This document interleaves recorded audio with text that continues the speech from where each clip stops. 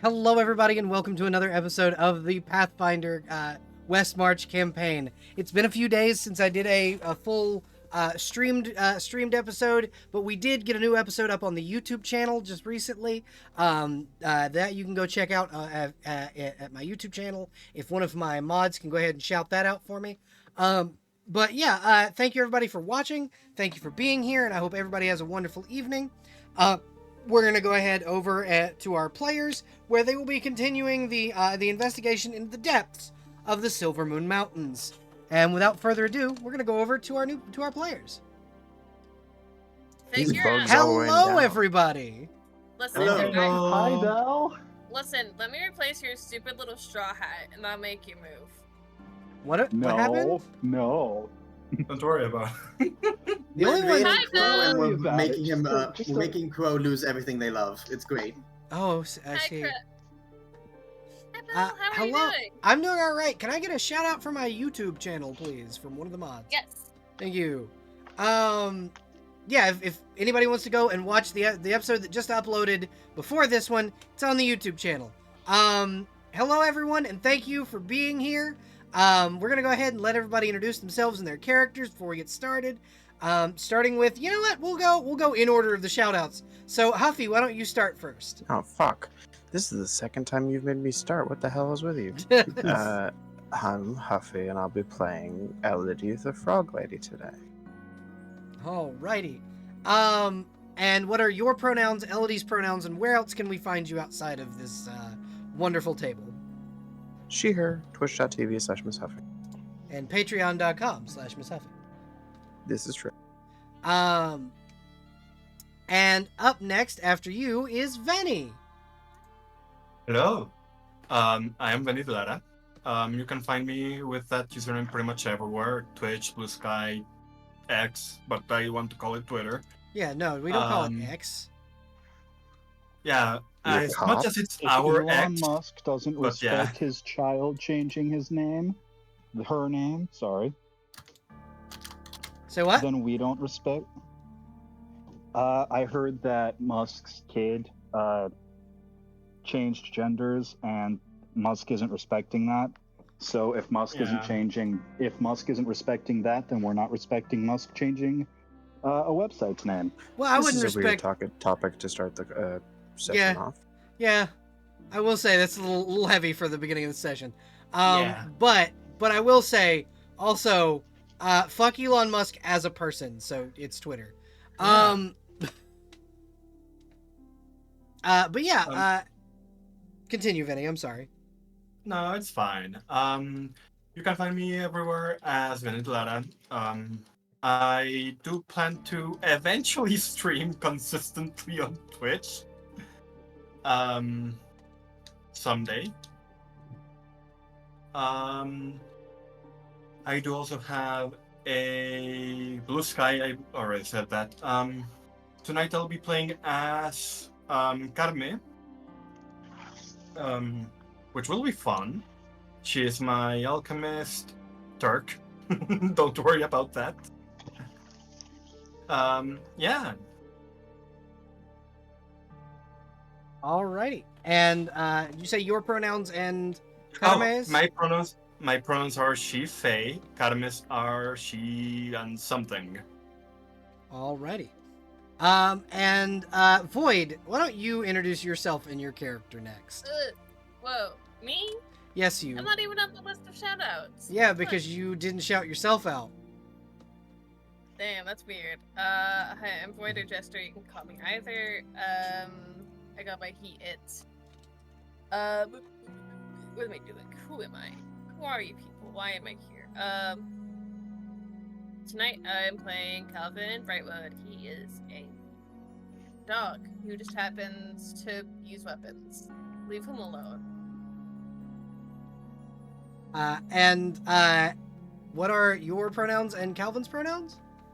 Oh, I might have been talking a little fast. It's okay. Oopsies. Hi, okay. I'm gonna start the whole thing again. I go by he, it. Calvin goes by he, him. But also he's a dog, so you could probably call him anything and he'd still respond. Calvin goes by he, because he'll never be him. He'll never be him. You're so right. But yeah. Next up, why don't we have Weaver? You go ahead and introduce yourself and your character, please, with your little dunce cap. And from the shadows arrives the great evil known as a straight white man. Whether I'm talking about me or my character is unknown. Oh no. I am playing Chuck Ornsteff, who is definitely a level-headed individual. And definitely not in over his head. Oh god, okay. So safe to assume that Chuck is probably gonna die today. Y'all woke up today and chose violence. So one thing I will say, the chat rules apply to the players, guys. Like, I love y'all, but like, I have a no politics thing in the. I take it I'm starting with disadvantage today. Yeah. Not just you. Not That's just fair. you, buddy. Wait, what? The no politics rule. I didn't This say isn't anything about the candy politics. corn, is it? No, no. Not all of you are starting with it, but yeah, no. I will gladly accept disadvantage to be able to make fun of myself for no reason whatsoever. Oh yeah, no. I'm joking. I am joking. I am more just. I wanted to kneecap myself. Dang it. No. But yeah. Let's keep heavy topics to a I'm minimum. not the only one who wants to kneecap themselves. But yeah. Hi everybody. Who would like to try and give us a recap? Oh, Crow, why don't you introduce yourself and your character? Because I didn't let you do that. That's right. I'm sorry. I was gonna see how far I could get without introducing myself. No. Hello. I am a resident Scarecrow, but please just call me Crow or Ratman. A lot of other people only know me as Crow or Ratman. Tonight I am playing as Rankos, formerly a crow familiar, well, raven familiar, but no, it was a crow. He was a crow. Then became a Soot Method, and then became a Kenku. Technically a, Tengu. Oh, yeah, what Tengu. are the other little bird boys? Yeah, Tengu. Technically a Tengu, but we all know what Kenkus are, what they look like, and I just stole that face. I mean, Tengu kind of look the same. They can actually talk, though. Yeah. And so now I am playing a lovely little bird wizard with a gun, and with a lot of attachment issues. So much so that this wizard's familiar is a puppet that looks like his former contractor? What's the relationship between caster and familiar here? So a familiar and caster relationship is essentially that of a bonded soul that was so attached to your character that they became your constant magical companion. So like almost parent and child. So I'll just have to say his former caster. Yeah, so because Rhinkos has daddy really...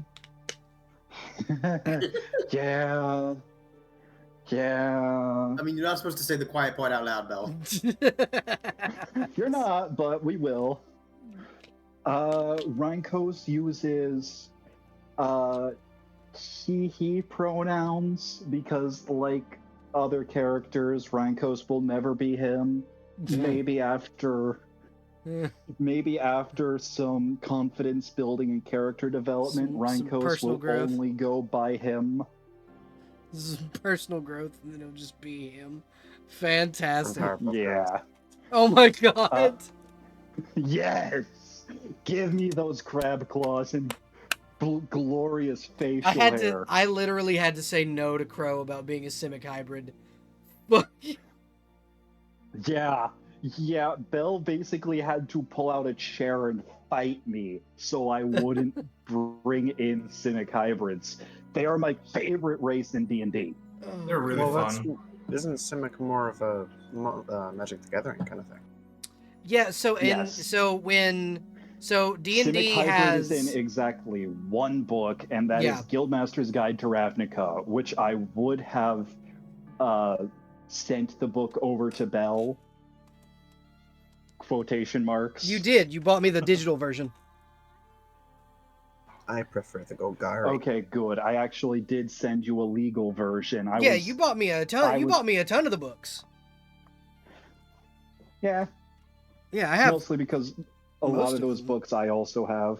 Yeah, I have like most of them because of you. Crow is my mysterious benefactor. If y'all couldn't tell. Many. Yeah. But yeah, well, thank you. Now, but yeah. Yeah. But yeah, thank you everybody for being. If you're ever in the Mojave Wasteland, occasionally I'll show up wearing a duster and a fedora, wielding a revolver. If you have a high enough luck stat. Yep. One day I will run a Fallout TTRPG one shot. Please do. That sounds fun. One day I will. I'm looking into the system now, and it's on Roll20, so I'm thinking about it. In the theater of mind, I won't have to be so upset that we're in the desert. Oh goodness gracious! Yeah, someone called my name. I just said Ayo in response to hearing Fallout TTRPG. Yeah, I am actively looking into the system. All right, now that we have the hee-hees and the ha-has out and we've kind of shaken everything off, who would like to give us a recap of what we did last session? Me. Okay, go ahead. Okay, I had it in my head. This is why this is why we should take notes, people. Listen, I'm so ready for it, and then the hee-hee-ha-has kept going, and I was actively losing it as I went. I'm only a little sorry. It's fine. I would like to take this opportunity to take away the joy of recapping from our resident friend here, just to be spiteful. Okay. What's going on here? Evil. Power play. I am confused. What is happening? I mean, if you want to do the recap, that's fine. I kind of do, because I do actually have it right up in my mind for some reason. Okay, go ahead. So essentially, we started last session just getting introduced to, yes, this is the area we're going to be exploring, told why we're here, what we need to be doing, clearing out the area, finding people who we found dead. Well, kind of dead. More like undead. And after getting through them, finding some little tinker toys that turn off the lights, which I did not like as the only person who could not see in the dark. We pushed through until we eventually found a big tinker toy who I may or may not have lost a magic item to. Thank you, Belle. And after defeating it, we decided to take a rest and set up a miniature forward operating base. And I think that's where we left off, and I might be forgetting some stuff. So, if you wouldn't mind, Void, if you could fill in the gaps for me.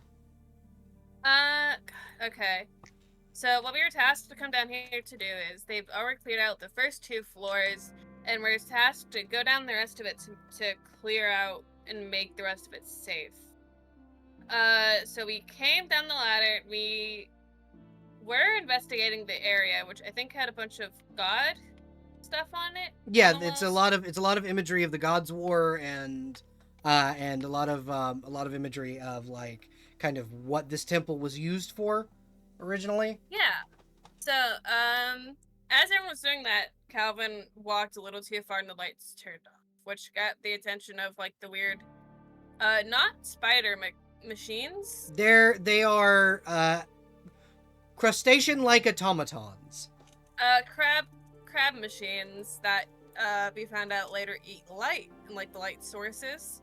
Mm-hmm. Came across those. We fought, I think. No, because we came across the first ones. I was like, I'm gonna scare them real good, and then I did a diplomacy really good, and they sent me into a dog room while everyone else tried to convince them. Everyone else in the group tried to convince the crab machines that no, we're definitely allowed to be down here and identify. Yeah, identify. God, Bennett still has not changed her character's name, so I cannot recall it off the top of my head. Oh, Carmen. Carme. Carme was trying to recall some kind of historical information to get through with the rest of us, and I think maybe a few others. But that obviously didn't end up working. We ended up fighting them. I think after that we discovered bodies and then started the process of moving those back. And ended up moving toward moving forward in the dungeon. Came across more of those spider things. Tried to convince them again that we were with the evil god guy. Malachar, yes. Malachar. There you go. Malachar, that still didn't work out for us, so we ended up fighting them. Crows here scavenged for parts. Yep. Found more of the corpses, moved those into an area so we didn't walk all the way back. Walked a little farther, fought a bigger machine that was made specifically for the bigger, higher level characters in our party. God damn, so much damage. Yeah. We won that. Nearly killed Carme. Yeah, we won that fight inevitably, and then I think ended the session setting up in the room, deciding it was going to be our kind of headquarters as we go down through the lower levels. Mm-hmm. Set up traps outside the room, and then set up camp for the night. And I think that's the most I've ever remembered for a session ever. Yeah, it genuinely is. That was like beat for beat what happened. Thank you both to you and to Weaver for kind of giving us the abridged recap and then the full one. Both of you can have a hero point for that. Listen, usually I'm the one doing the abridged version, but yeah. I had it in unlock today. So. Hell yeah. Okay, so we pan in to the party sleeping.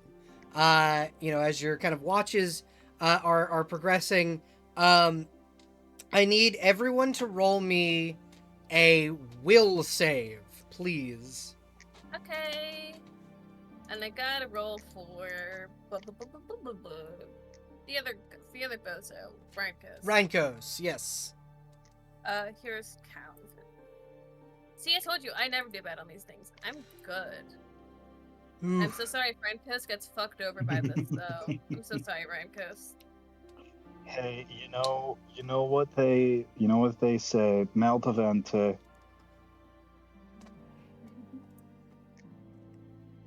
Okay, so we're gonna start from the bottom up.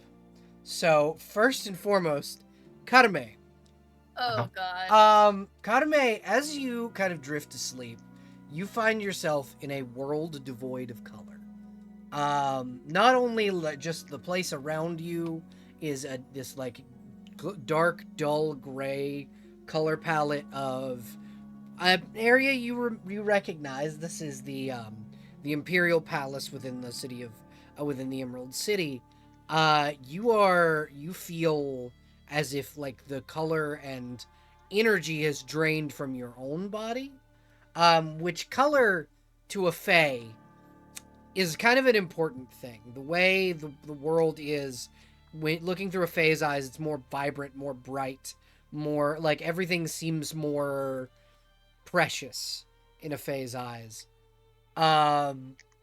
This is like all of that preciousness and all of that color and light dulling, almost as if nothing matters. And then all you see around you is a deep blue flame surrounding you. And standing in the middle of that flame is a tall woman with blue skin, wide demonic wings, a swaying demon's tail, and curled horns that go just below her, the nape of her neck. And she stares at you with piercing, cold blue eyes. You tried to make a deal with my dog. It was just information. I do not appreciate it. You and I both know that a deal of any kind with a Fae or a demon is more than just simply gathering information. Karame genuinely is confused because to her a deal is exactly what she says, even though other Fae don't always. Yeah, follow that other logic. Fae do not see it that way. And so Yeah. that is the assumption by this very powerful demon woman in front of you. So The atmosphere has very suddenly become very oppressive in the area you are.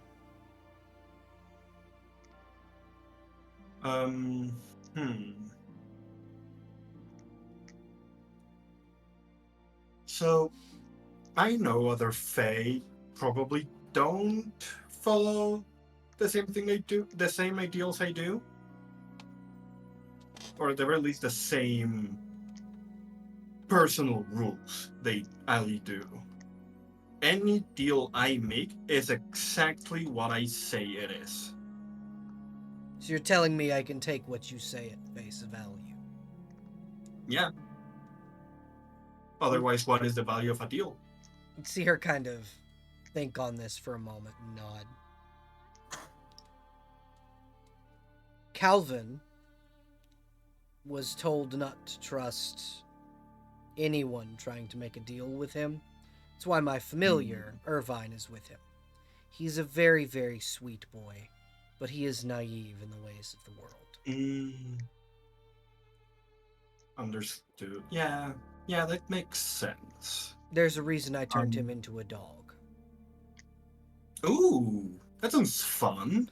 Yes, Calvin was at one point a regular human. That sounds boring. Exactly, and now he's a dog, and he's having the time of his life. Yeah.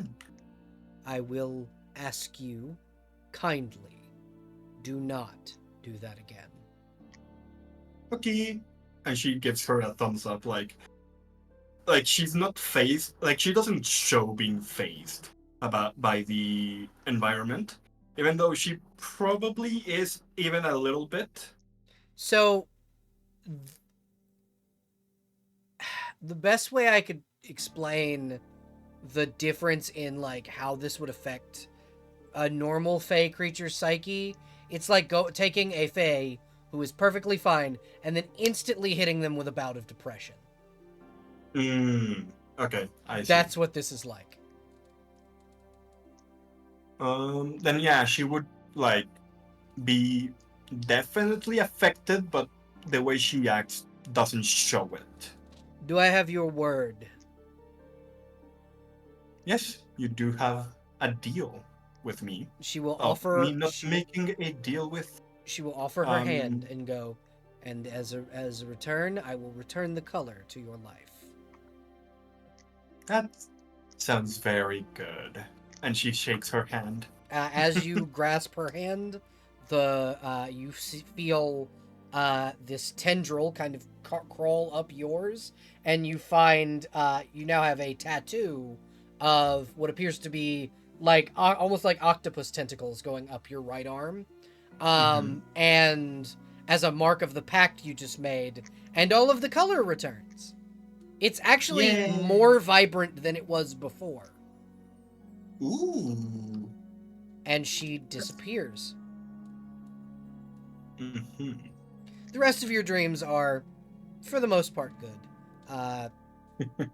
You do have a dream of being chased by Mifune, but that's just standard nightmares for you.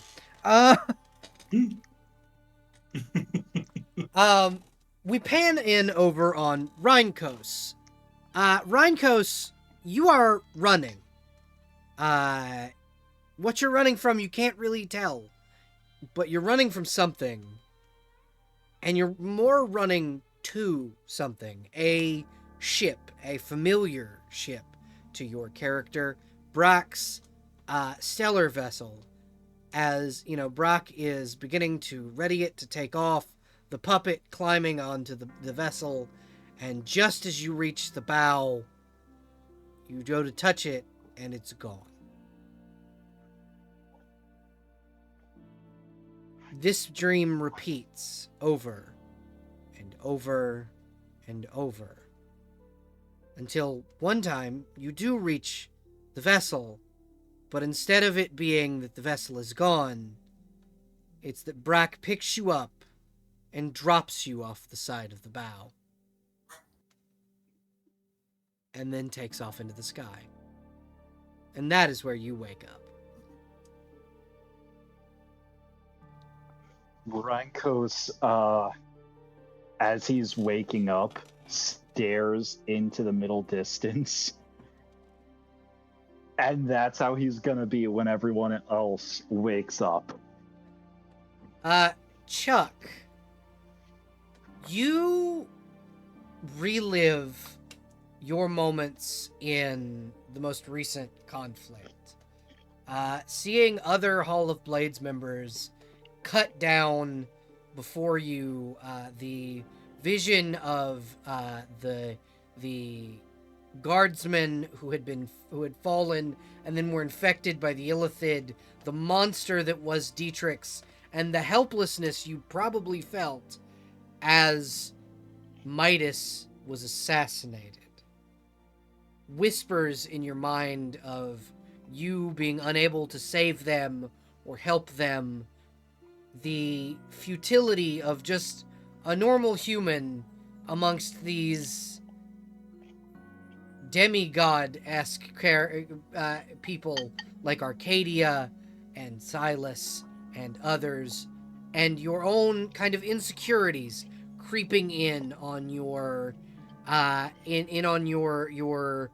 psyche as you watch their faces as they fall, and watch the faces of the others as they are placed into graves as you return, you having survived and many of your comrades having not survived, and that is where you wake up as you pass the doors of the welcome wench.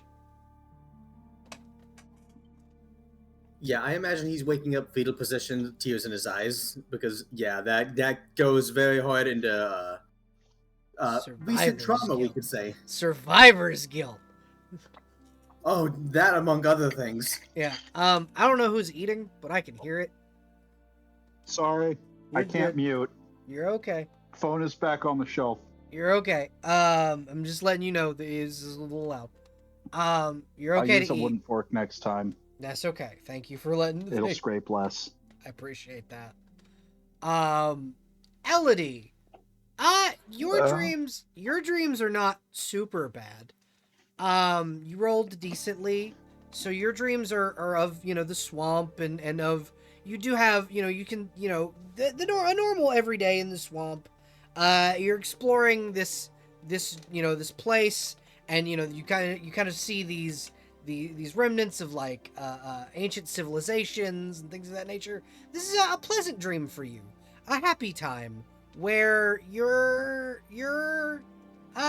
a not a your ideal dream, but it's definitely a dream that you enjoy. Okie dokie. And then finally, Calvin, your dreams are wonderful. You have dreams of being at home, being of hanging out with Mizora, playing pranks on the townspeople, and not going into debt over it. Just having an all-round overall good time. That doesn't make sound nice. Yeah, exactly. And you wake up probably with the zoomies, happy as your dreams were. Oh yeah, whenever he wakes up, it's just the jiggling of like his harness or whatever, and him like zooming around the small ass room he's in. Yeah. But yeah, you all kind of come to wake. The crackling of the embers that were the fire kind of billowing out into like the chimney above it. What are you guys doing as you wake up? Elodie would like to be making breakfast. Okay. I imagine that Karame is like reviewing her formula book, trying to figure out what she might make while in this place and whatnot. Okay. I will say that the tattoo from your dream, excuse me, Sorry about that. The tattoo from your dream is on your actual physical arm as well. Mm. Yeah, I'm assuming that she either thought it would happen or is just ignoring it. Okay. But yeah, you can kind of, if you'd like, you can collect mushrooms and things and stuff like that to make like health potions and Yeah. whatnot. But like, yeah, you're able to get like penny bun mushrooms and stuff like that to make health potions. If you want to roll craft alchemy. Okay. Craft alchemy. If it'll roll 23. Okay, roll me a d20. Just a straight d20. Okay. 7. You can make 7 potions of cure light wounds. She will distribute them equally through the party, which would be 1, 2, 3, 4, 5 people. Yep. So Okay. How I much? think 3 of us only get 1. Yep. I'll take one. And how much healing is in these? Your light wounds. It's not That. that big.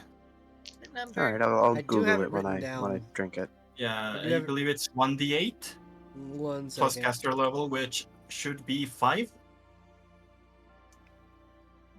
So the cure light wounds is 1d8 plus 1 plus caster level. Oh, so Do you- 1d8 plus 6. Yes. Okay, do you also happen to know the amount healed on a potion of greater healing? Potion of greater healing Like would the ones be that were handed out at the start, I believe. yes, so that would be a cure 4d8 plus something? 48 plus 4 plus caster level. So 48 plus 10. 9, wouldn't it be? 5 plus 4 is 9. The not from the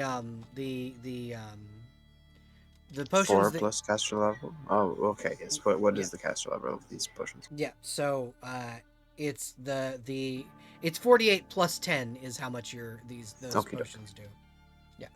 Thank you. No problem. Random question. What color is the potion? Like, what does it look like? They are sanguine red. Almost like blood. Yeah. Yeah, no, he's straight up just staring at it, looking at it slosh around, just very intently, we'll say. We'll put it that simply. He's very intently looking at the sloshing of the potion that in his hand. Yep.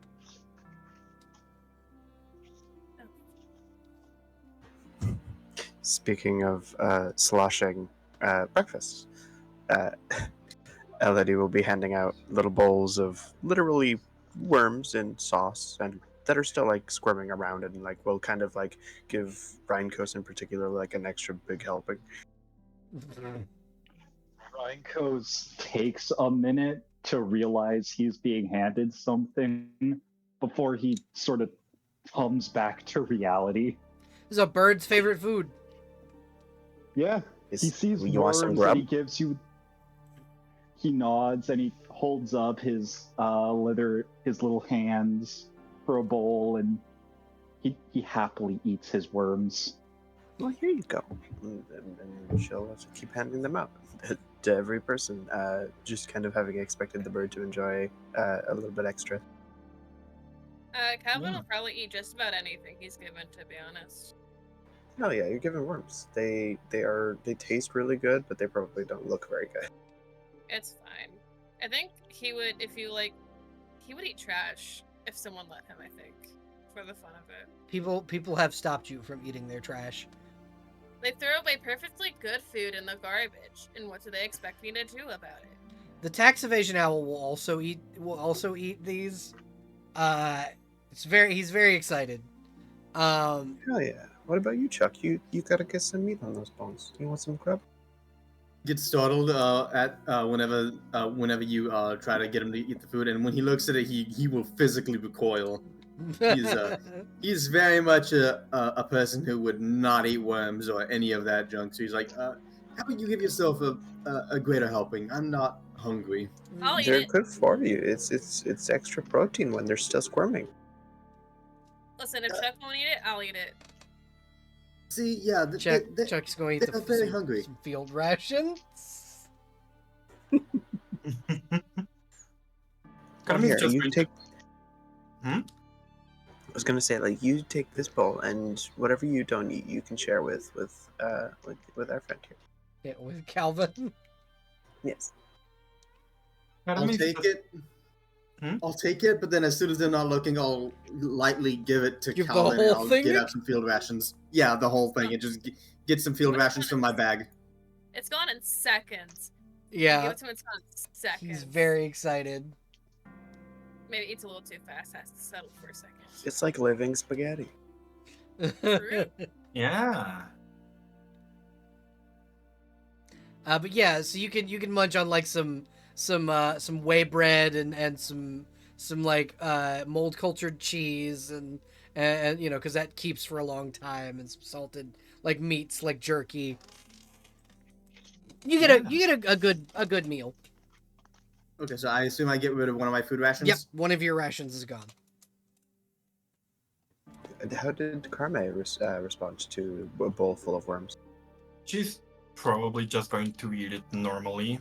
Mostly because she would feel like it's an insult, and that is a problem. Yeah, for she her. doesn't want to insult Elodie and her cooking. No, it's more like a thing that insults someone's cooking, and that is a slight to someone, and being a fae that is more it breaks the rules of hospitality.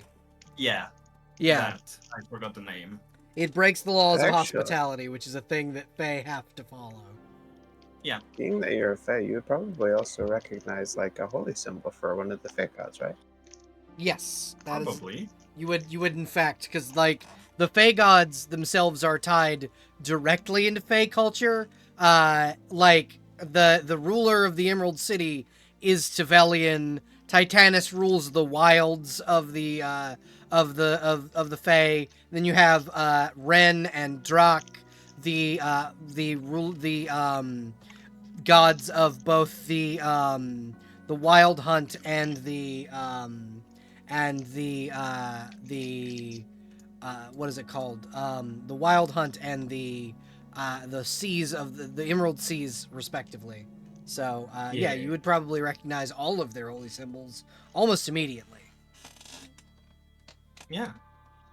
Okay. Well, if you've paid any attention to Elodie's like backpack, which is covered in like mostly ropes on the outside, but inside there's a bunch of patches of all kinds of like very different depictions of like various tasks, along with a very noticeable holy symbol of Titanus. Oh.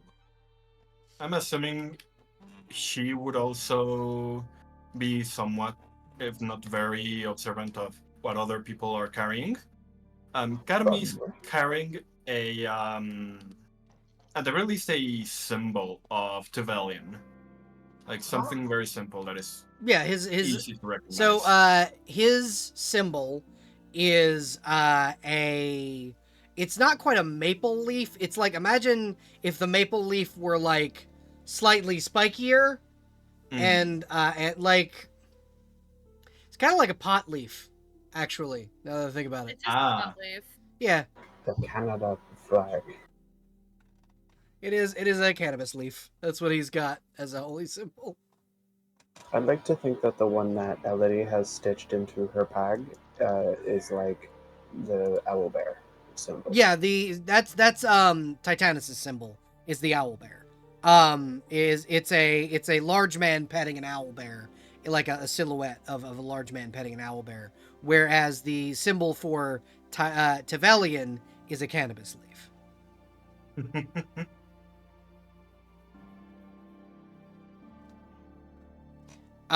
Which he just calls it a healing herb, but that's what it looks like, is a cannabis leaf. Yeah. But yeah, so you do see that both of you worship the Fae, the Fae brothers is what they're called. Yeah. Because they are twins. Okay, sorry, I'm back. Donald was crying about something. You're all right. Welcome back. Poor baby. He's fine. All right. But yeah, you are well fed and and can continue on your adventures. Okie dokie. I'm gonna move the net trap, at least until we need it again. Okay. Because this is like a FOB, right? Yeah, yep. Forward operating base. You even got the acronym right. Hell yeah. There you go. Look at me knowing the acronyms for once. Huffy is not a fan of acronyms, and it's really good. You did real good. Okay. But yeah, Before we leave, there is something really stupid I want to do that I think Rhinecoast would do sort of to make himself feel better. okay. He would take like a rock and nearby and use one of the spider legs he scavenged to sort of scratch into it FOB spider den. Okay. Because this used to be where the mechanical crustaceans were, but Rhinecoast keeps calling them spiders. Love that. Spider crab. Spider crab. Spider crab.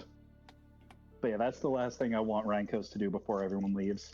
All right. Yeah, you kind of are able to scroll in FOB spider crab, or just FOB spider den, as you guys kind of gather in. What is the marching order going forward within to the next area? I think Calvin would like to be first, but it's probably not a smart idea for him to be going first. I mean, like, Calvin can go first. He's a ranger. He's good at finding traps and things. I'll join you in that, because I'm also good at finding traps. Yeah, we're both small, so we could probably literally both take the same fucking square. We're little. Yeah, just these two little friends. Put Rhinecoast near the back. Fucking Elodie and fucking Calvin becoming fast The friends frog and the dog. is my favorite thing. We're chilling. We're gonna go ahead and It's go just a over frog to the and a battle dog. map screen so that everybody can see the battle map. And yeah, if you guys want to move on forward, we can continue. All right. I will stop what I'm doing. Shit, thank you. Let's. Okay, Elodie, since you are zooming, I'm trying to catch up. yeah, I will move Irvine so you don't have to.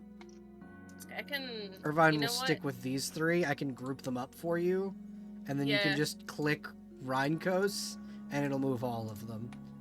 God bless you.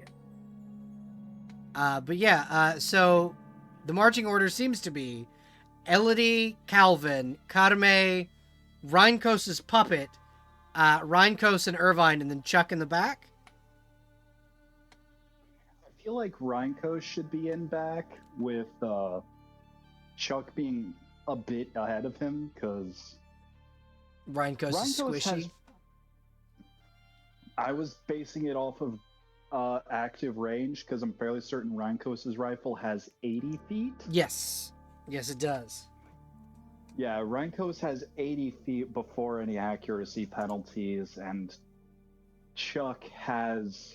pylons. I'm gonna give Chuck like benefit of the doubt. Say he is far above proper Olympians right now, and say Chuck has 75 feet. No, I'd say no, I Chuck think is the current probably Olympic around. record is- I think Chuck right now is around like a Roman soldier, which is which would be around 50-ish feet. What's the current Olympic record I for javelin throw? do not know, honestly. Not off the top of my head, anyway. Um, mhm. I believe it's currently impossible to break that record. Okay. Specifically because the guy that said it literally was destroying his shoulder and hips for throwing better. 323 feet and 1 inch. Jesus Christ. Something absurd like that. 98.48 meters, by the way. Okay, I have to add the minor healing thing to my sheet. I have to add it to Rankos' sheet. But yeah, so as you guys kind of head forward, there is a large open space that appears to have, at one point, probably occupied more of the spider crabs, but likely this was the den for the larger crab, because you can see here and here are two broken, like, panels in the wall where it was feeding off of the electricity. The electricity is, as you kind of head into the deeper areas, still seeming to be sapped from the walls, and the lights are beginning to flicker around you, but it's not dark. I don't suppose anyone smart with technology could, like, go take the battery from that crab over there and, like, plug it into these walls, maybe? So that crab did explode. Oh. Well, we have some in our backpacks. Yes, you do have smaller arcane batteries. The arcane cores were slightly damaged, but you might be able to plug it in. I think Rhinkos has a good knowledge engineering, or at very least a good craft skill. I know he has a spell that ups craft checks, so worst comes to worst, we can cheat a little with the help of magic. Yeah. I can also improve your knowledge engineering if you need. I need Elodie and Calvin to stop right where they are. Yes. So Elodie, I need you to make a reflex saving throw as you step on a trap. You know, I was gonna be like, maybe a perception check, but like stuff was happening, so I'm like, we'll just keep I walking. totally understand. I will actually give you the perception check if the two of you want to make one, before I make you make that reflex save. But yeah, if you would also like to make a craft, knowledge engineering, for Rhinkos, you can. Calvin, I think you pull Elodie back, because you are able to spot this fucking trap immediately. I grab you by the back of your shirt and I just pull at you in my square. Yeah, Elodie does not. Elodie weighs like 20-something pounds. She is really easy to pick up. Yeah, and Calvin as like a dog is sitting there like, oh no, I can't let that happen.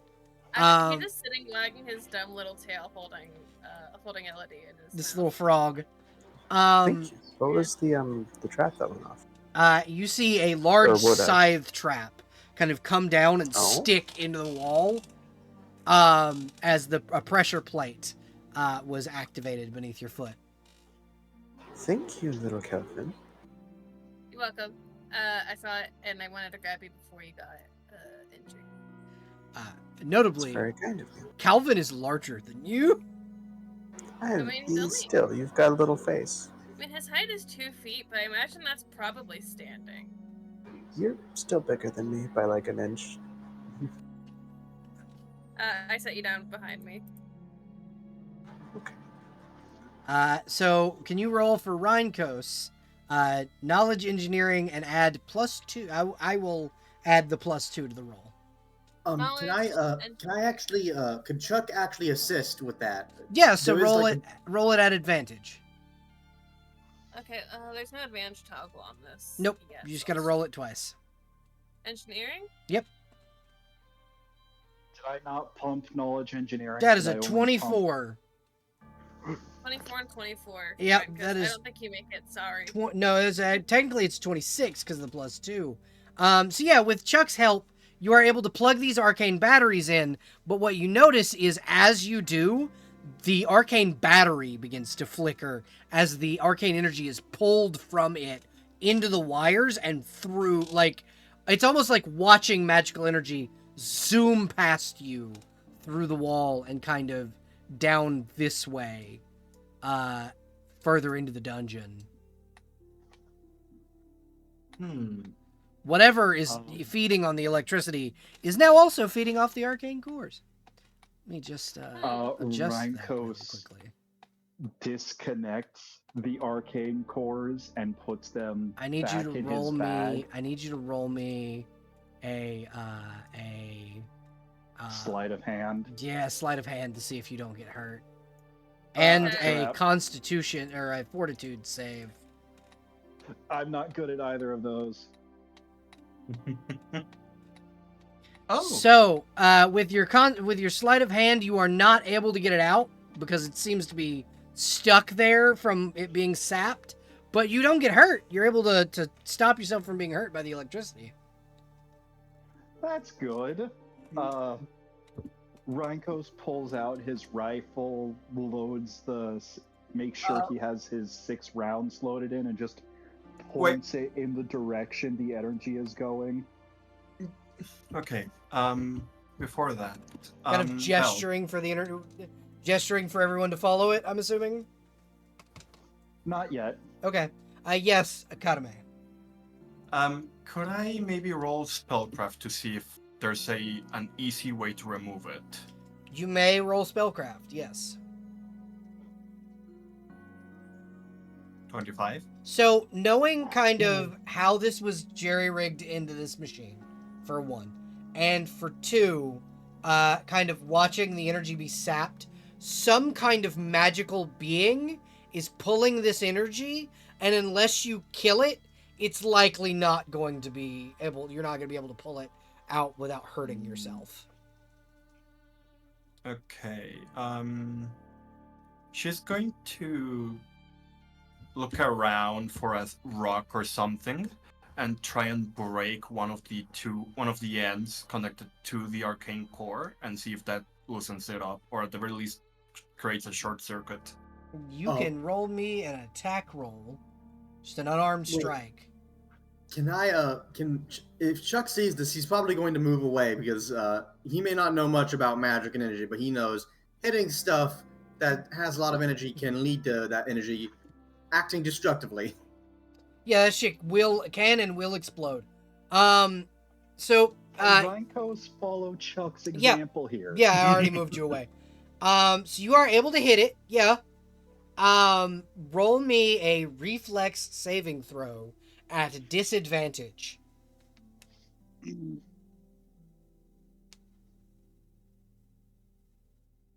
16. Okay, so that just fails the DC. How much damage? Hold on. You take 25 points of lightning damage, of electric damage, and while you feel you have damaged it, it's not enough to stop the energy flow. It's enough to slow it down, though. Okay. That's not going to work. Could I disable the scythe trap here? So when it kind of went off and stuck into the wall, it disabled itself. Okay, cool. You all okay back there? You guys did see Calvin and Elodie. You saw an explosion of electric energy from behind you. Is everyone alive? Are we good? Oh. Just smoke coming up off of Karame's ears. I can smell it from all the way up here. Yeah, it smells like burned fur. Damn. Something smells delicious in here.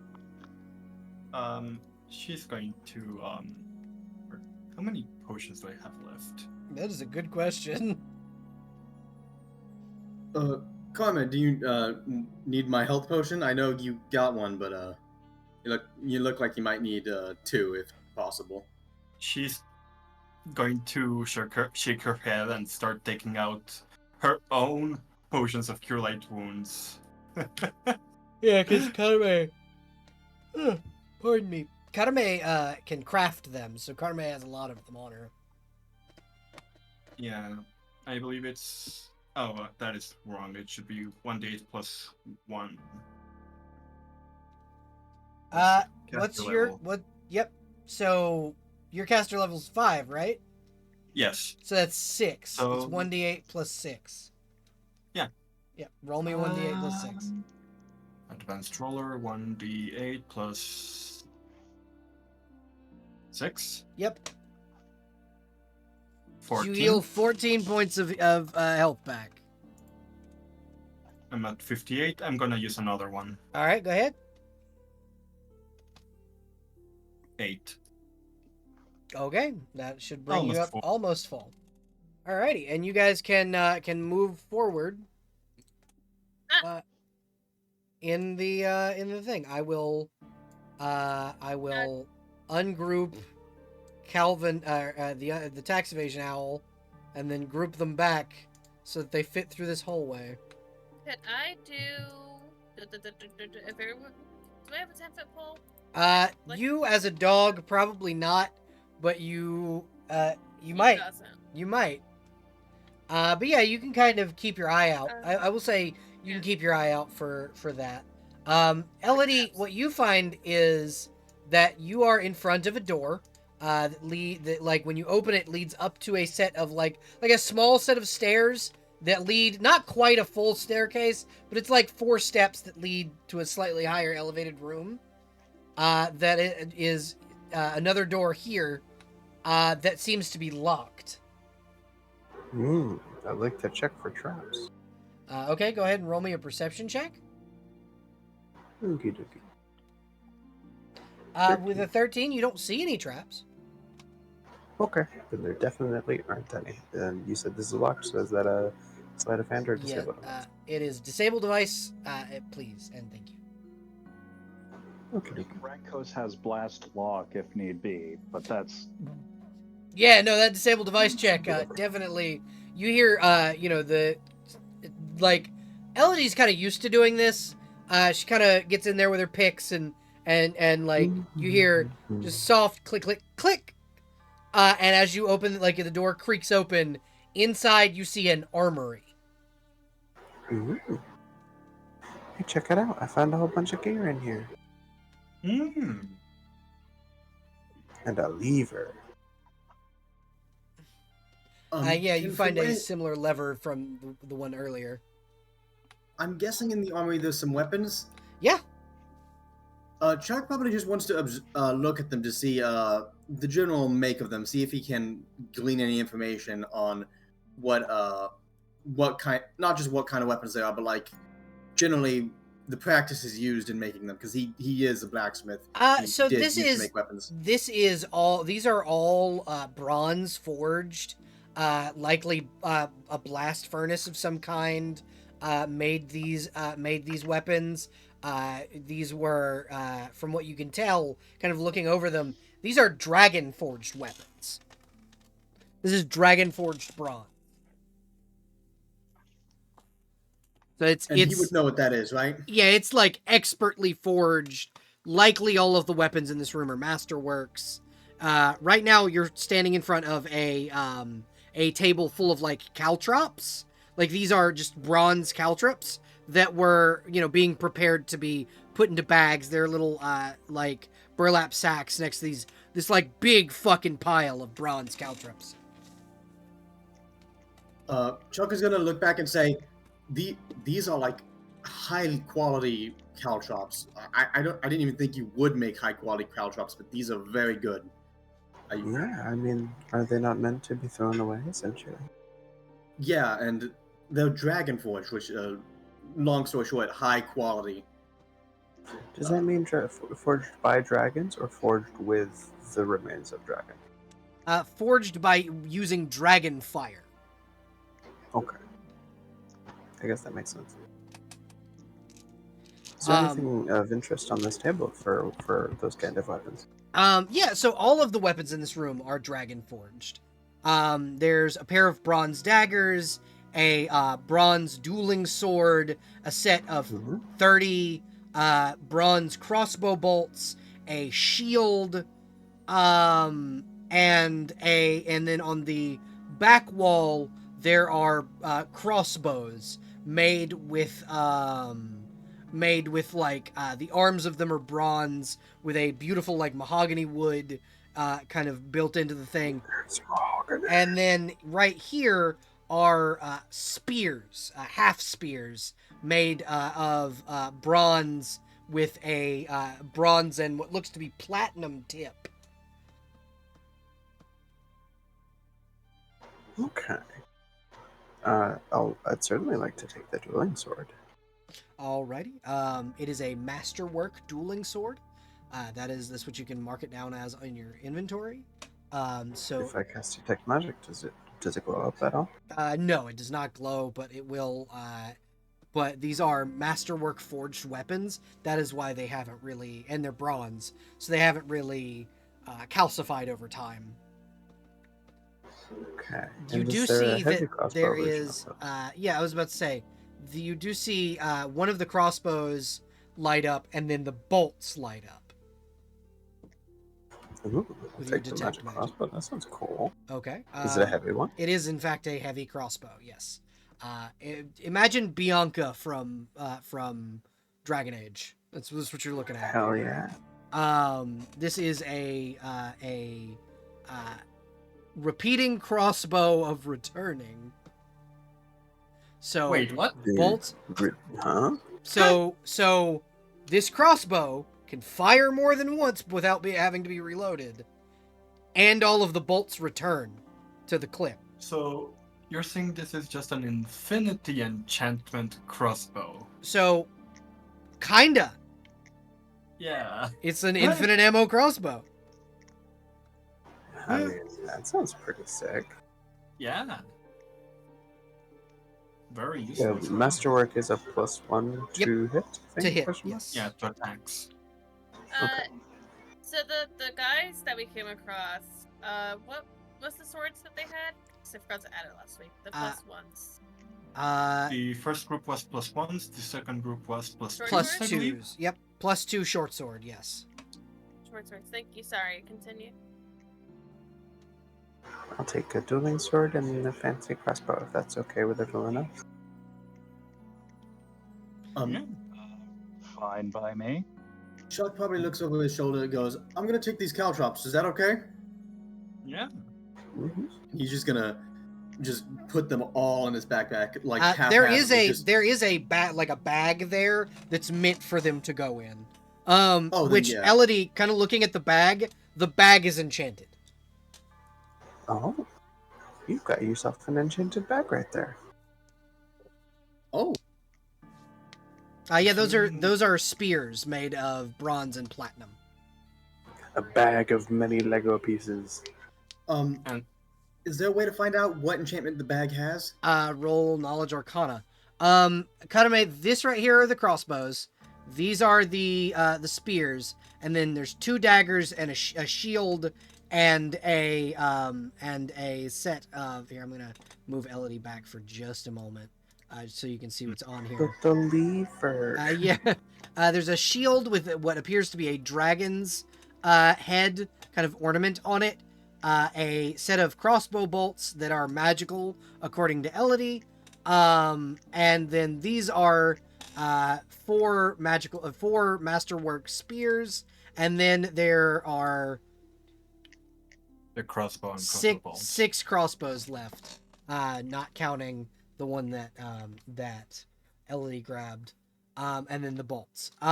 You have no idea what this bag does, Weaver. He's just gonna put the he's gonna look at it. He knows it's enchanted, right? Yeah, Elodie probably told him.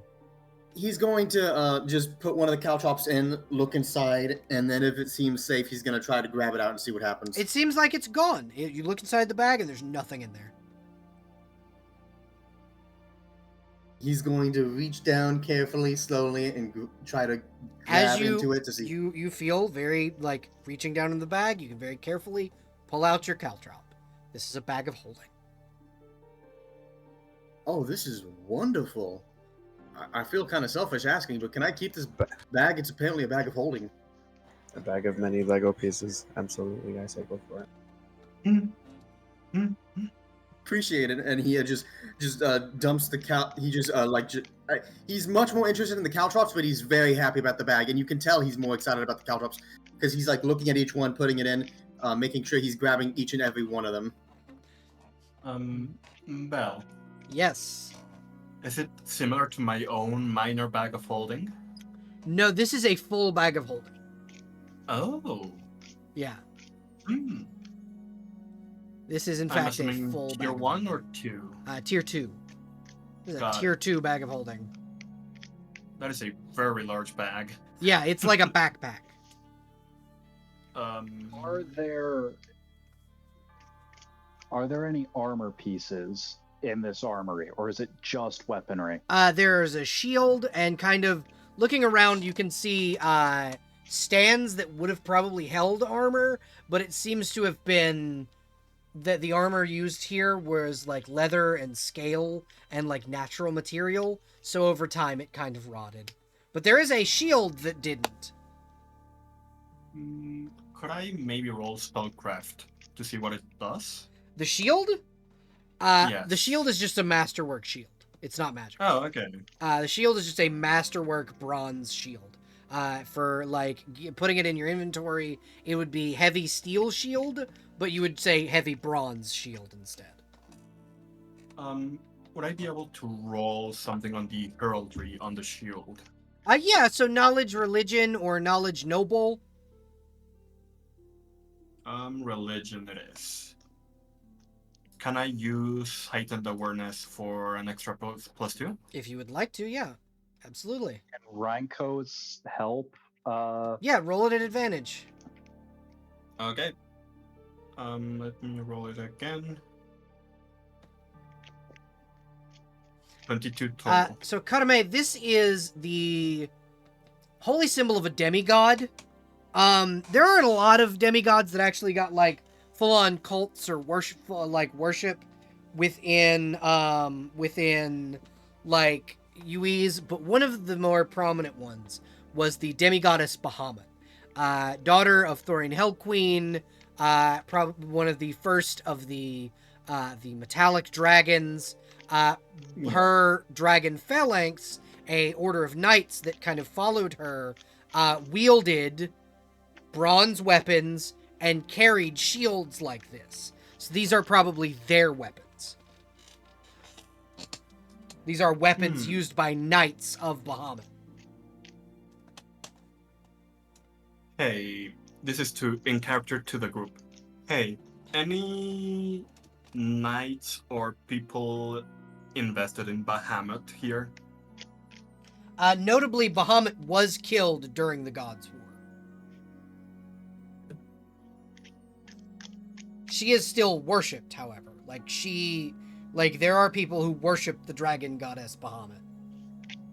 Even Drakekin folk. Mm-hmm.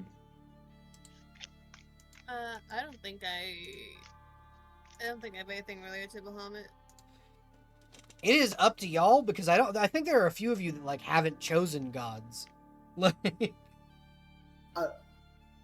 It's funny you mentioned the god, because I was actually just going to mention once things settle down. He's probably going to go over to the spears and offer a prayer to his god. I don't know how to pronounce the name. It's spelled Fairy, but I think it's Fairy. Fairy. It's Fairy. Oh, it is. Her name is just Fairy. She was a player character, and her name was just Fairy. Isn't she goddess of the forge? Yes, she is. And that's why he worships her. And he basically just offers a prayer, saying, essentially just thank you for this boon. And he grabs the bottommost, the best quality, not the best quality, but the least damaged of these spears, and says, I'm going to take this and potentially study it, because if this is as good as I think it is, learning how to make something like this would be a huge boon. These are nearly pristine. These are nearly pristine, well-crafted, and it's bronze all the way down, except the tip itself is infused with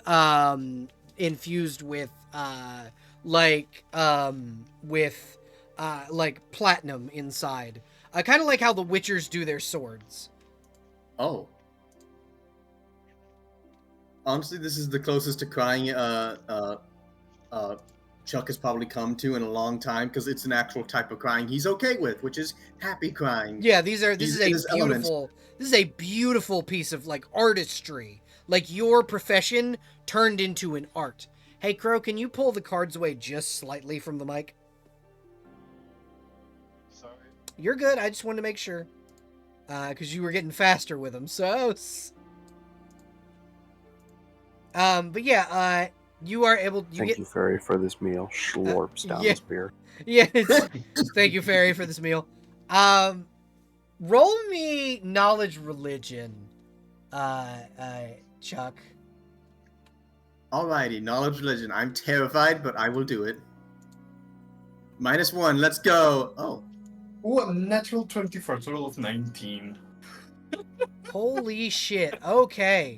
So on a natural 20, you hear kind of, almost in the back of your mind, study this, and I will grant you a boon. I will make this spear Vorpal for you. Okay, he's just gonna go on his knees, start crying of joy, because this is like, he was already going to do that, but now he's spoken to his literal god. Yeah, his goddess was like, I will make this a Vorpal weapon for you if you honestly, after that nightmare he had, this is like it's like before his day was going terribly, now his day is the exact opposite direction. Yeah, absolutely. And kind of one of the things that you would know, Chuck, kind of because you helped set up the like floor above this one. There is a forge, an ancient forge, just in the floor just above this one. Oh. He processes that these weapons were probably made here, and looks and says, I'm not calling dibs in this place, but I am saying I'm going to want to study that forge. That's up a level. Yeah, the Hall of Blades is making this place like a forward operating base. So you, as a senior member of the Hall of Blades, kind of have authority to claim. You probably could claim that forge if you wanted it. It's less thinking about it and more like, okay, how do I do this tactfully and not gimme. Yeah. Academy's just going to look at him. Academy's just going to look at Chuck and be like, you can just ask for it, right? We're both quite high ranking in the Hall of Blades, I believe. Yeah, it's you two, Karkin, Call, and Silas are the 4 only surviving senior members from the attack on Glassford. Yeah. I don't think he's gotten used to the idea that he's like actually important yet. Yeah, you are actually rather important. Not only important, endangered. Kind of, yeah. He knows the endangered part very well. It's the important part that's not clicking yet. The Hall of Blades is beginning to recruit. Thanks, Calvin. You're welcome. Look, I'm just... Do you have bush? Sorry, continue. Sorry. No, what did you say, Huffy? I was asking if you had brochures for the Hall of Blades. Calvin, you actually like would. Pamphlet? Calvin, you actually would. That was kind of part of the deal. Yeah.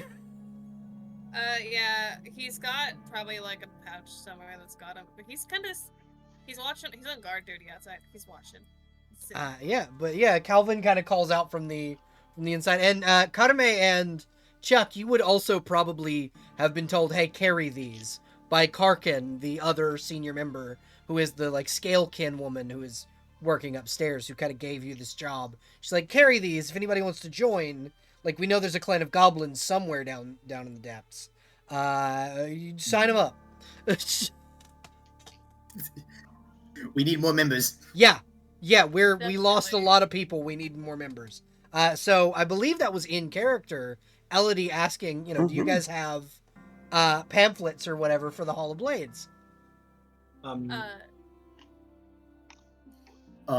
Chuck actually hears the request, and he since he apparently will have a pamphlet, he'll quickly actually jog over quickly get it out, but like obviously in a rush. And then it was like, I'm actually planning on eventually not selling my services, but giving my services to the Hall of Blades as a blacksmith. So you might end up with some higher quality weapons if I can figure stuff like this out. And he sort of shows the spear as he says that. You see, actually, Elodie is holding a very similarly forged dueling sword now that she got off the table.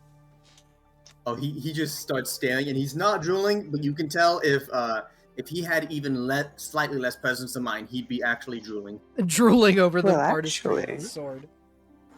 If you're willing to offer your services in general, I could use someone to help tend to my swords on occasion. I tend to them quite carefully, but I am no blacksmith. Do I you would love show to. your swords to Chuck?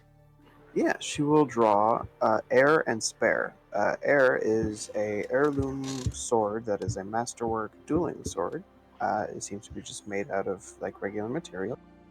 But the weapon known as Spare is a rapier made out of a red metal.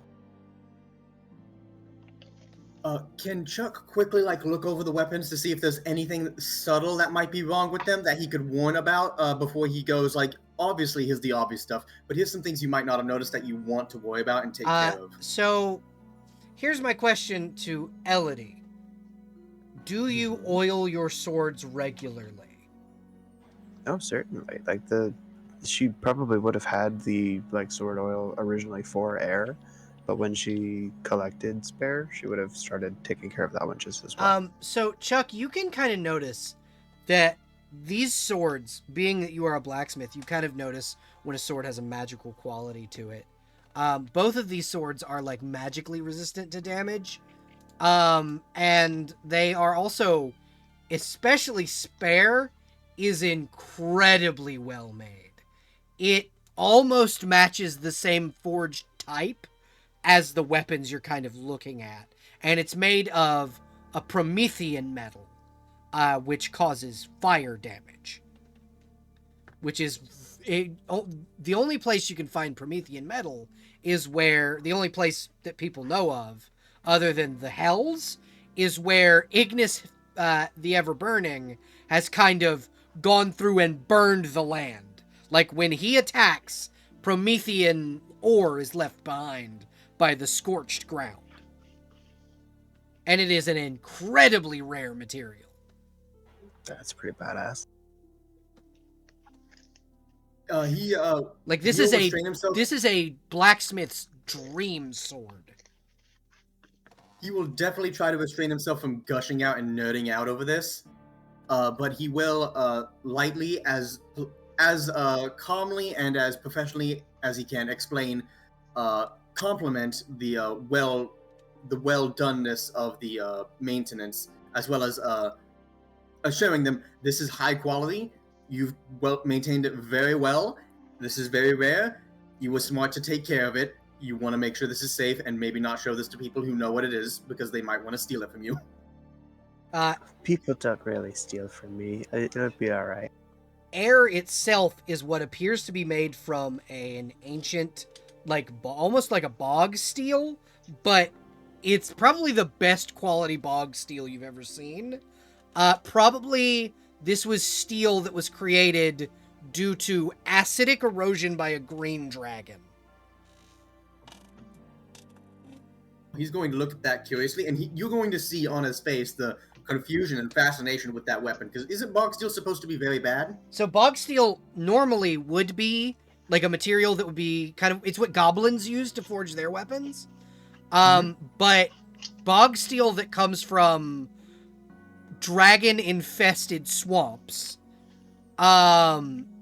is somehow this, it's Damascus steel. It's this acid-hardened steel that comes from their naturally acidic, sweat that seeps into the swamp and makes the swamp acidic itself. That forges this iron naturally with this acid, and makes it an incredibly hard material to work with, but it is a very rare and strong material. I'm assuming actual Damascus steel that got lost to time. Yes. Okay, the comparison I was going to make was in kind of where it's acid is actually used in part of the process to create it. But okay, if it's just Damascus steel, it's it's ancient Damascus. like not the fakes, like not the not as good stuff we make now, where we Yeah, try to like replicate like the actual OG original. actual Damascus steel.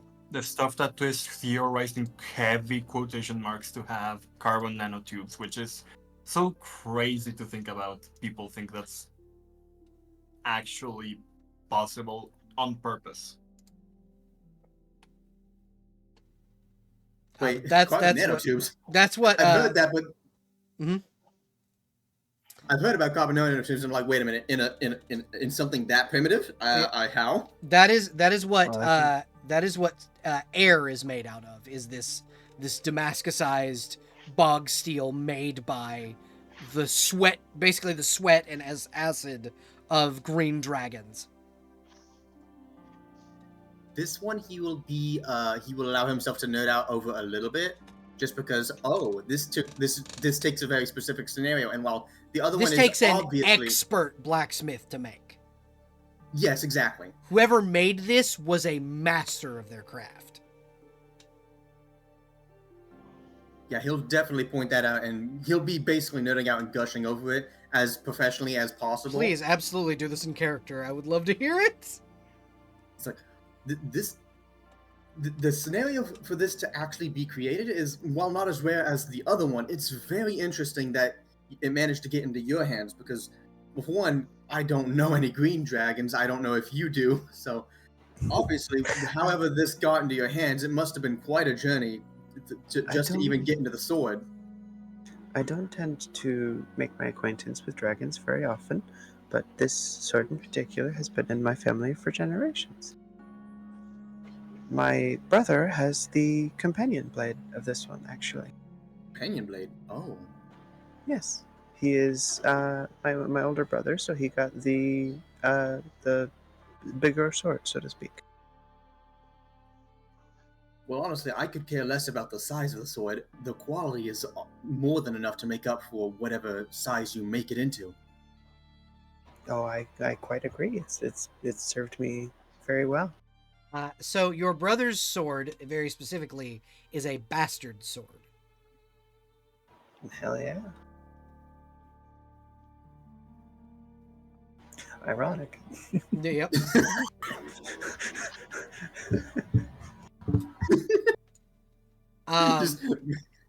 It's the sword's just like me, for real. No. For real. But yeah, you guys can kind of gain these masterwork items, and kind of you're able to kind of look them over. Weaver, this is something like your character. Chuck is enamored with what's going on, and these items you're able to find. Like, yeah, no, I understand completely. I'm just thinking of how many ways you can say he's trying not to be a loot goblin, whilst also not sounding like, you know. I mean, like, yeah, no, I get you. If he were in like modern times, he'd be like, I don't get these loot goblin stuff. Like, why are you such a just scrounger and hoarder? And then he'd come here and he'd be like, oh, I get it now. Yeah. Does Rhinecoast take a look at any of these items? Yes. Lycos is kind of hoping to find bullets, but he's actually mostly looking for either very short swords or daggers. There are a pair of daggers on the table here that are masterwork. He picks them up, sort of checks the weight, kind of compares it to the end of the barrel of his gun, kind of sizing up how he'd turn it into a bayonet. So they are then... single-edged, elven-like design with a single hook at the end that kind of makes work like a knuckle guard, with a flat edge all the way down on the backside. So, from what these look like, they're already fitted to be bayonets for the crossbows. Rankos looks at one of the crossbows, looks back at the dagger, looks back at the crossbows, And then he checks to see how many of the crossbows have been taken because one he's crossbow, going I to believe. try and he's going to sort of, if none of the other crossbows get taken by the time the group leaves, he's going to snag one. Yeah, there are mostly... 6. There are 6 crossbows sitting here, so you can grab one of these masterwork. You can grab one of these masterwork heavy crossbows. There's also a thing of magical bolts that no one has claimed. Oh. He absolutely stuffs one of the crossbows into the bag of holding with the tent and now the dead robo spider crawfish. Okay. It does have like a sling over it. Like, these look like, because of the way they were made, their uniform, these are like a standard issue weapon for an army. And Rainkos is not that strong. Well, I mean, yeah, that's fair. And also the only reason he's really grabbing them is so he can either disassemble it and put the lock lug onto his rifles. I mean, a quick or at tinker, the very least replicate it. A quick tinker, he can just like unscrew the lug and screw it onto the barrel of his gun. Like, it's a modular thing. Like, it looks like these were made to be removed quickly. If that's the case, he does that immediately and he affixes his bayonet. Yep, you now have a worst comes to worst. You now have a masterwork. You now have a masterwork dagger that is affixed to the end of your sword, or the end of your gun.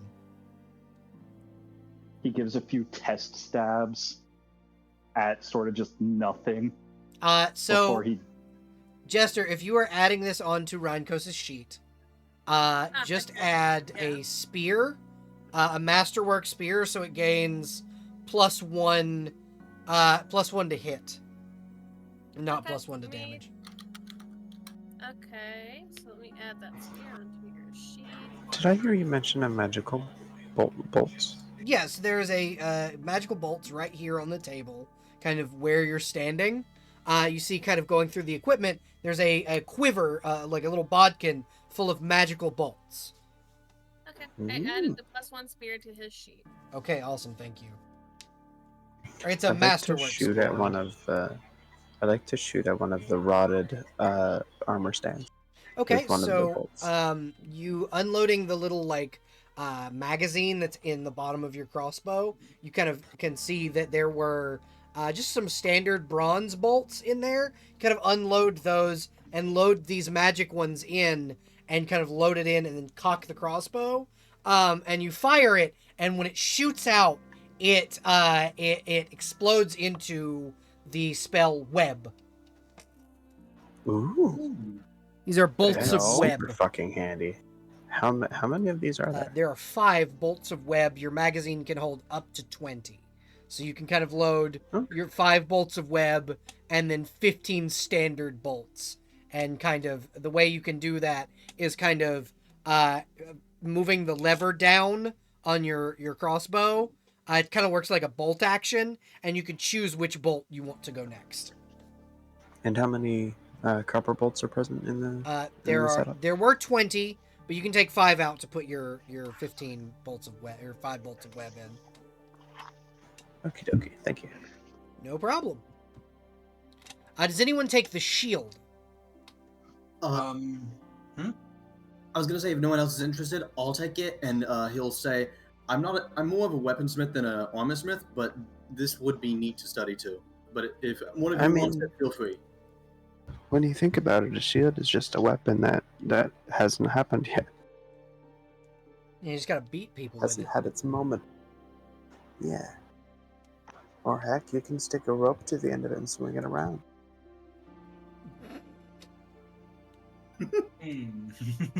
As we have seen with Gort, you can definitely shield bash, and it is a very effective tactic. Oh, yeah. Gort's a monster. I love my big green sun. But yeah, but if the shield's all that's left, then I think I'm ready to hit this lever.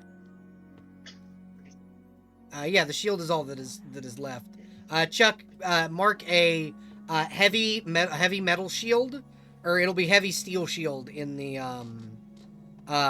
like compendium area. If you want to add just masterwork heavy, and then replace the word steel with bronze, because that's what it is. It's a heavy bronze shield. Gotcha. Oh, sorry. I have a thing on my my keyboard that is basically supposed to cover a vulnerable spot, but for some reason it keeps coming off and it's distracting. I understand. So, Calvin's slowly inching his way further into the dungeon. Last question, Belle. Yes. Does the shield look like it was ever enchanted? No. It does, however, look like it's seen combat.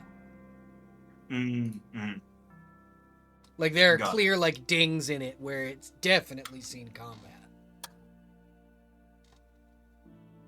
Got it. So Elodie, are you pulling the lever? Yes, please. As you pull the lever, the lights die. Wait, I'm sorry to interrupt, but I just want to go over the name of the shield again because I have the bag holding the Dragonforged Bronze Spear. So the Dragonforged if you go over to the compendium in the Roll20 and type in just the word shield, it'll bring up a bunch of shields on the right side. You have to scroll down to the items section. Just drag and drop shield heavy steel into your inventory, and then replace the word steel with bronze, and then put masterwork after it, and then it gains an extra +1 to your defense.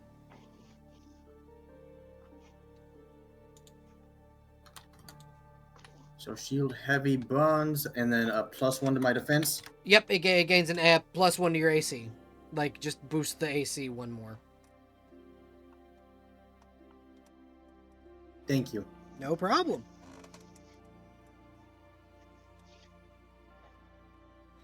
You feel like someone is watching you as you carry the shield. Like if you're using it, like if you hold it in your hand like you're going to use it, you feel like someone has their eyes on you. Oh no. And it's Get the detected message. And it is dark as shit all of a sudden, so... Rhynkosk, I have something I want to do, but I feel like it's an asshole move, but at the same time, I feel like it is very in character right now. What would Rhynkosk like to do? He would like to go up to Chuck and just sort of point at the shield and just, you should probably be using that. What do you mean? I know you're very good with spears and pylons, but I also have a very bad feeling for what's about to happen, and I think you're gonna need a shield. Can I throw my are they pylons? I forget what I called my pylon. Weapon. Okay. Can I throw those while I'm equipping with the Yep. shield? Yep, you can. Wait, I have the ring of protection +2. That means I can't. I don't benefit from the shield, do I? Yes, you do. Oh. That makes me very happy. Rhynkosk sees a guy pick up a shield and not plan to use it, instantly starts telling the guy, "Hey, something doesn't feel right in my gut.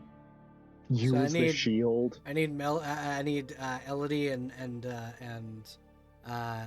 Calvin to both make perception checks in the darkness. Would Calvin be making a perceive check? Yeah, it's a perceive check. Oh. If I perceive anything, I'm barking. Oh yeah, there are 3 more zombies approaching as the. He's barking very loud. Yeah, you guys hear Calvin begin to bark as these zombies have approached in the darkness. I need initiatives to be rolled. Okay. Oh dear. This is why you have a dog on watch, guys. Ooh. God, Belle, you know, one of these days I'm gonna roll a perception check and I'm not gonna pass. Right? One of these days it's gonna happen, I swear to God. You're gonna roll a measly 23 and it's still gonna pass. Fucking. Look, better the thing is hiding so well, my very high rolls don't pass. Yeah, exactly. On the bright side, you probably always spot me even when I'm stealthing. I'll stare at you. Intensely.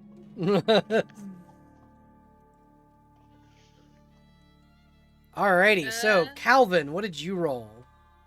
I rolled a 3. Elodie, what did you roll? What is it? 6. Karame, what did you roll? 21. Alright. Rheinkos.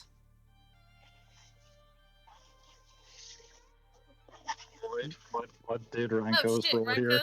Yep. Rankos rolled a 9. Sorry Okay. about that. You're alright, and Chuck. 10. Well, the zombies rolled a 22. Oh no. Oh. The zombies go first.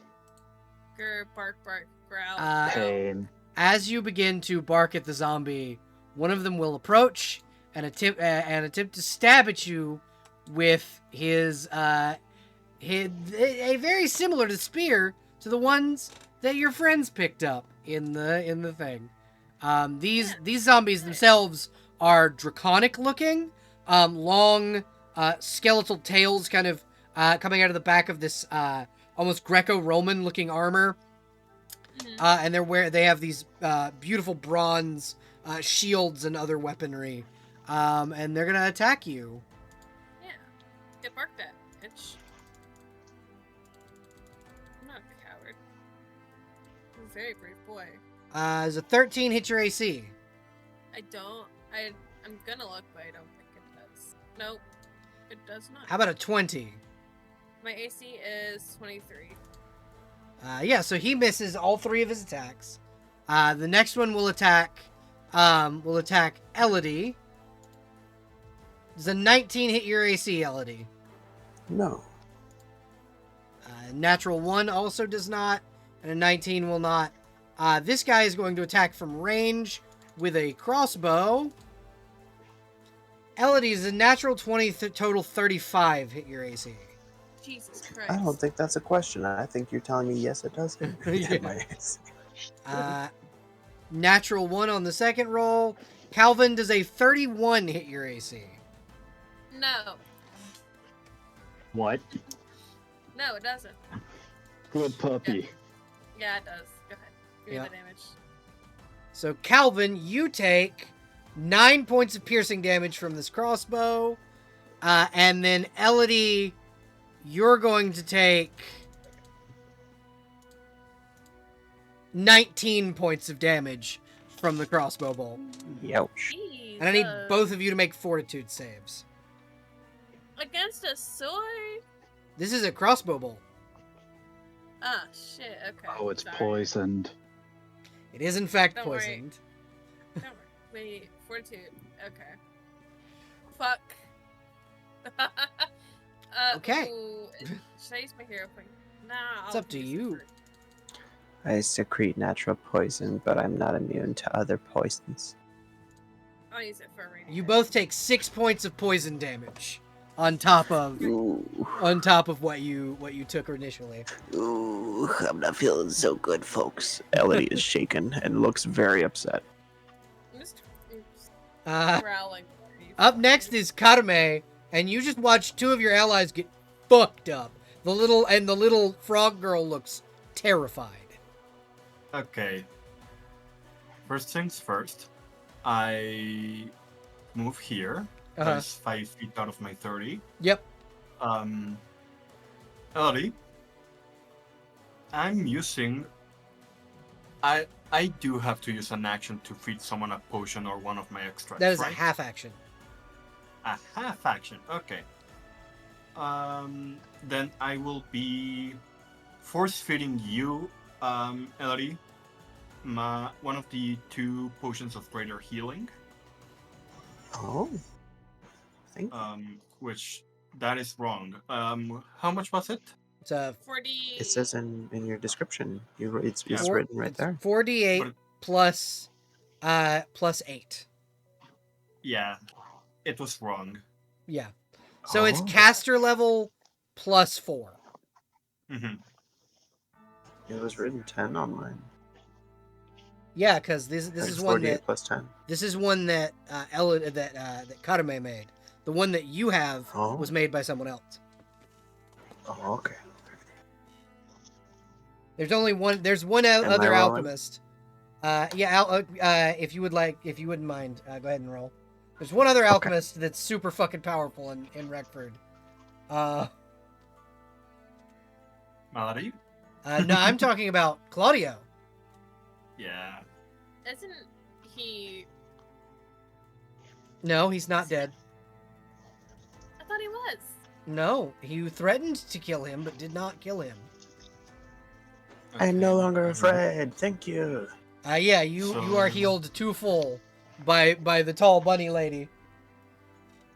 Yeah, she just steps forward, looks at you, forces the potion bottle onto your mouth, and you're fine now. Don't Tasty. worry, it's like Mercy coming in. The doctor is in. Yeah. Tastes like mosquitoes. Thank you. No problem. But yeah, she's going to go from there, and now all the way down here. Okay, you are going to Just- incur 2 attacks of opportunity. Oh wait, I do That was when both. they leave square. No, if you pass through square Yeah. as well. Like, if you're moving, Yeah, that if she is- moves here, she'll attack, provoke from these 2. Yeah, That in makes that sense. case, I'm going to stay there and attack this one first. Okay. With my Falcata, which I'm gonna be using Duelist Did Precision. you make the upgrades to your Falcata that What we upgrade? discussed? The chainsaw upgrade? Oh, wait. I thought that was just me spitballing. But I was okay. asked. Did you? You asked if you could. I said yes. Did you make your Okay. chainsaw upgrade? Do I have to roll anything for that? Knowledge engineering, and you could have gotten the others to help. Yeah, sure. Who wants to help? Who wants to help? Fucking Karame make a chainsword from Warhammer 40k. Chuck would love to make weapons. Okay. So roll at Rakos loves advantage. machines. Roll at 'Cause machines advantage. don't abandon you. Roll at advantage and +5 because Rhinkos also helped. And since this was probably like all before this session and before we woke up, Yep. could I also have used heightened awareness Yes, to you can. improve it by 2 more? Yes, Okay, you can. perfect. So +5 +2, that is +7. That is the first roll. And this is the second roll.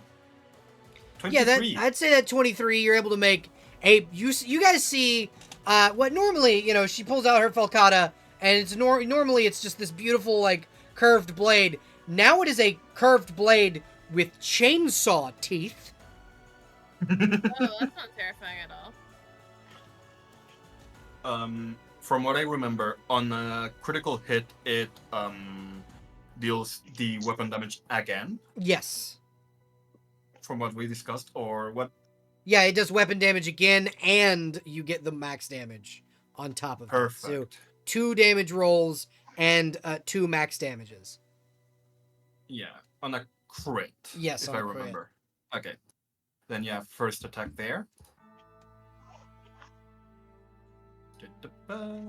Yeah, Elodie, you see Karame kind of step up after you've been harmed and just kind of Karame, what do you say in this moment?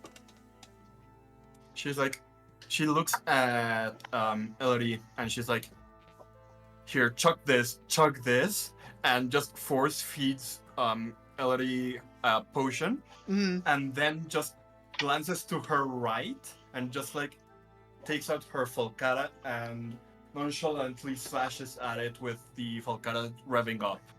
Yeah, you guys hear chainsaw noises come from the Falcata as she then attacks with it, dealing a lot of fucking damage. Yeah. 7 plus sneak attack. Minus 7 plus 7 is 14 plus 20. 24 plus 3 bleed. It's a skeleton, so it doesn't take bleed. So 24 damage. Yeah, you put this thing into the fucking negatives. Okay, that is my... Okay, that is an action and a half, and then second attack... I'm assuming this one is dead, right? Yeah, it's dead as shit. Then second attack on this one. Can you not see their health bars? Did I not make it where you guys could see that? Here we go. Nope. No. That one we can. Oh, question. I'm flanking, right? That is a +2? Yeah. Okay. 24? Yeah, 24 hits. So that is 11 slashing. I'm assuming also sneak attack because Yep, I'm flanking. because you're flanking. And So- another 11, yeah. Yeah. You put this thing also into the negatives. It's dead as shit. And then I'm just going to casually step forward again. Yeah, absolutely. You're approaching me? This skeleton is not happy, but he is standing his ground. Yeah. After Kadame is Chuck. And I just wanted to double check because I am all the way over here because he was putting on the shield as soon as they said to put. I probably should, and I assume that was right before combat started. Well, yeah, I would say once you were able to do that, and then when like Calvin started barking, you could have like run out with Rhinecoast and the gang. Oh, okay. I assumed I wouldn't have been able to because. Oh wait, no, I forgot the shields don't work like armor. Yeah, it's a shield. You shove it on your arm and run. Yeah, that should have been obvious. Okay. In that case, I can do my thing and I can throw stuff or chuck stuff. Yeah. Yes, you can. You can chuck things. I'm going to use my what's it called? The secondary bonus attack action. I don't know what should be on. Iterative? Yeah, you're Iterative. iterative. My brain Yes, I'm going- blanked on that shit. Yeah, mine did too. Don't worry, you're not alone. No, she spell. I should have seen it coming.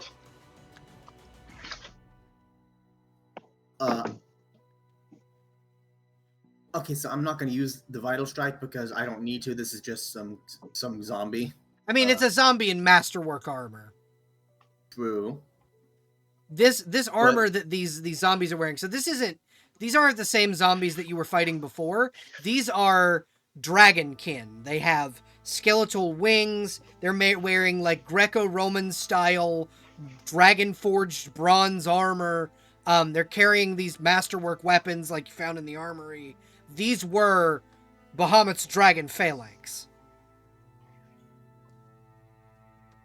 Also, I hate that when you said these aren't the warriors you were facing before. I immediately thought you weren't facing the average zombie warrior before Kakarot.